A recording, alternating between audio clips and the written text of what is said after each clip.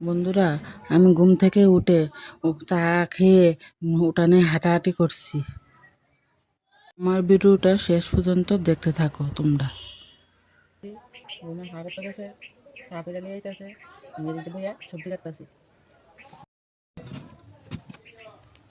কাকে তাকাচ্ছো কি টানবা?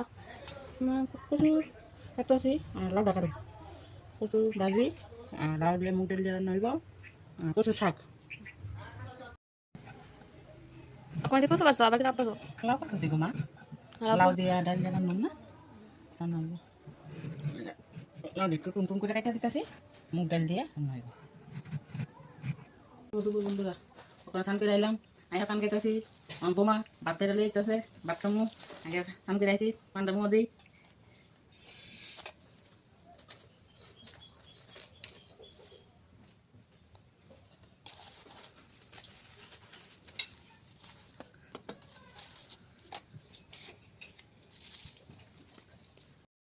না বাস বেড়ে গেছে। ঠাম্মা পুরো সেঞ্চুরি করে দিয়েছে। ও মা, দাদু ভাই এ তো খুশির খবর। কিন্তু মা, তুমি তো গত মাসে বলেছিলে ওজন কমাবে, রোজ হাঁটতে যাবে। আসলে যাওয়া হয়নি রে, তবে যাবো তো সামনের মাস থেকে যাবো, কথা দিলাম। এখন খিদে পেয়েছে, খেতে দেখো। এরপর বদ্ধ গিয়ে খাবার টেবিলে বসে পড়ে। মা খাওয়ানো খাবো। সকালবেলা উঠে সবার আগে পেট ভরে খেতে হয়, তারপর তো বাকি কাজ নাকি। আরো ফুলকো চিন্তা দিয়ে গেল যে আয় আয়। চেয়ারে বসে। আলুর দমটা না হলে কি দিয়ে খাবে মা?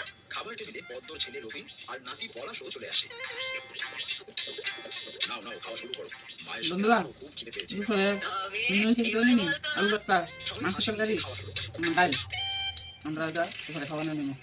আমার খাওয়া শেষ, আমি তবে উঠি, নইলে আবার অফিস যেতে লেট হবে আবার। আচ্ছা ঠিক আছে, এসো। আয় বাবা, সাথে সাথে আমার চালটাও কমে গেছে রে। তখনই ঘরে ঢুকে ডক্টর বিশ্বাস আর রবি। আরো একটা সুখবর আছে মাসিমা, আপনার হাতে আশা করি অনেকটা সময় আছে এখনো। লাস্ট বারের পর পরশু দিনের একটা টেস্টে দেখলাম আপনি অনেক রিকভার করেছেন, আর অদ্ভুত ভাবে একটা মিরাকেল হয়েছে। আপনার তাড়াতাড়ি মরে যাওয়ার